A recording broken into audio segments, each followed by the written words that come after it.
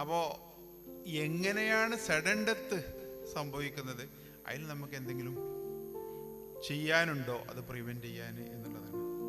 Sudden death എപ്പോഴും സംഭവിക്കൽ 2 കാരണങ്ങൾ കൊണ്ടാണ്.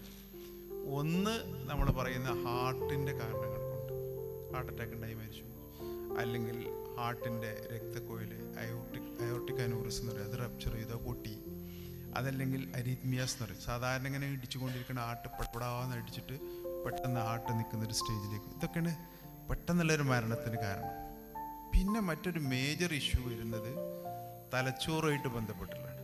എങ്ങനെയാണ് പെട്ടെന്നൊരാൾ മരിക്കുന്നതെന്ന്. ഈ 2 കാരണങ്ങൾ കൊണ്ടാണ് സഡൻ ഡെത്ത് സംഭവിക്കുക. ബാക്കി ഒരുപാട് കാരണങ്ങളുണ്ട്. ഇപ്പോൾ ആക്സിഡൻറ്റ് ഉണ്ടാവാം, പോയിസൺ വരാം, ഇൻഫെക്ഷൻ വന്ന് സെപ്സിസ് വരാം. പക്ഷെ അതൊന്നും ഒരു സഡൻ ഡെത്തിലേക്ക് അതൊന്നും നമുക്ക് പ്രിവെൻറ്റ് ചെയ്യാൻ പറ്റുന്നതല്ല. അപ്പോൾ അതുകൊണ്ടാണ് ന്യൂറോ സർജനാണ് അസീൻ കബീർ ന്യൂറോളജിക്കലി എങ്ങനെയാണ് ഒരു സഡൻ ഡെത്ത് സംഭവിക്കുമ്പോൾ സാധാരണഗതിയിൽ നമ്മൾ ആകെ ഒന്നും ഒരു അസുഖവും ഇല്ലാത്ത സഡൻ എന്ന് പറഞ്ഞാൽ ശരിക്കുള്ള സഡൻ ഡെത്ത് ന്യൂറോളജിയിലാണ് സംഭവിക്കുന്നത്. ഒരുപാട് കുഴച്ചിലുണ്ടാവും, അതൊക്കെ ന്യൂറോളജി സംഭവിക്കാം. പക്ഷെ തലച്ചോറിലെ രക്തക്കുഴൽ പൊട്ടിയിട്ടുള്ള മരണം, അപ്പോൾ അങ്ങനെ ഒരു രോഗി ആശുപത്രിയിൽ എത്തിയാൽ നമ്മൾ തന്നെ കൺഫ്യൂസ്ഡ് ആയിരിക്കും. എങ്ങനെ അത് ഹാർട്ടിനൊന്നൊരു കുഴപ്പമില്ലെന്ന് ഡോക്ടർ പറയുന്നു. അങ്ങനത്തെ ഒരു സ്റ്റേജ് വരാറുണ്ട്. അപ്പോൾ ഞാൻ അസീൻ കബീർ ഡോക്ടറോട് പറയണേ, എങ്ങനെയാണ് ന്യൂറോളജിക്കലി സഡൻ ഡെത്തിൽ എന്തൊക്കെയാണ് ചാൻസ്, എന്തൊക്കെയാണ് നമുക്കതിന് പ്രിവെൻഷനായിട്ട് എന്തെങ്കിലും ചെയ്യാനുണ്ടോ, എന്താ നിങ്ങളുടെ അഭിപ്രായം? കബീർ സാറ് പറഞ്ഞ പോലെ നമ്മളെപ്പോഴും ഒരു സഡൻ ഡെത്ത് എന്ന് പറയുമ്പോൾ കൂടുതലും ആളുകൾ ചിന്തിക്കുന്നത് ഒരു ഹാർട്ട് അറ്റാക്ക് അല്ലെങ്കിൽ ഇതേപോലെ ഹാർട്ടുമായി റിലേറ്റ് ചെയ്ത് എന്തെങ്കിലും പ്രശ്നങ്ങൾ കൊണ്ട് ആളുകൾ മരണപ്പെടുന്നു എന്നുള്ളതാണ്.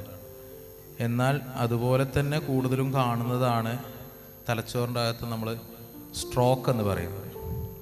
അത് പലപ്പോഴും നമ്മൾ അത്ര അതിനോടൊരു പ്രാധാന്യമോ അല്ലെങ്കിൽ അതിനോടൊരു ഇമ്പോർട്ടൻസോ സാധാരണ ആളുകൾ അതിന് കൊടുക്കില്ല.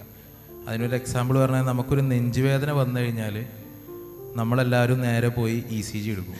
വളരെ സാധാരണമാണ് നെഞ്ചുവേദന, പ്രത്യേകിച്ച് ഇടതുവശത്ത് നെഞ്ചുവേദന വന്നാൽ എല്ലാവർക്കും പൊതുവെ അറിയാം ഹാർട്ടുമായിട്ടൊരു ബന്ധപ്പെട്ടതാണ്, നമ്മൾ പോയി ECG എടുക്കണം. അപ്പോൾ അതുകൊണ്ട് നമുക്ക് ECG എന്ന് പറയുന്നത് വളരെ കോമൺലി അവൈലബിൾ ആണ്.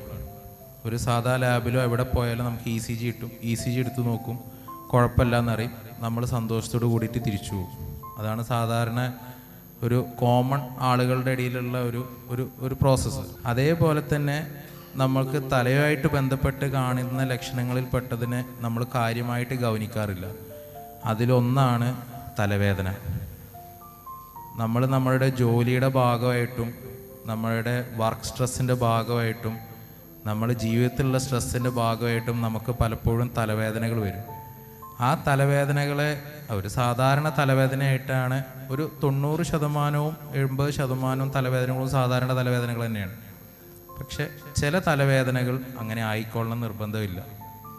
ആ തലവേദനകൾ ചിലപ്പോൾ വേറെ ഒരു അസുഖത്തിൻ്റെ, തലച്ചോറിനെ ബാധിക്കുന്ന ഒരു അസുഖത്തിൻ്റെ ഒരു പ്രാരംഭ ലക്ഷണങ്ങളായിരിക്കാം. അതിൽ പ്രധാനമായിട്ടും ഞാൻ ഒരു പ്രാക്ടീസിങ് ന്യൂറോ സർജൻ എന്ന നിലക്കും ഞാൻ കൂടുതലും കാണുന്നത് തലച്ചോർ BP കൂടിയിട്ട് വരുന്ന പ്രശ്നങ്ങളാണ്. ഹൈപ്പർ ടെൻഷൻ ആളുകൾ അങ്ങനെ കാര്യമായിട്ട് അതിനോടുള്ള ഇമ്പോർട്ടൻസ് കാര്യമാക്കില്ല. കാരണം BP ഇപ്പം നമ്മൾ കാഷ്വാലിറ്റിയിൽ ഒരു പേഷ്യൻ്റ് വന്നു, ബോധം കുറഞ്ഞു വന്നു, CT എടുക്കുന്നു അല്ലെങ്കിൽ MRI എടുക്കുന്നു, നമ്മൾ കാണുന്നു തലച്ചോറിൻ്റെ അകത്ത് സ്ട്രോക്ക് തന്നെ 2 തരമുണ്ട്.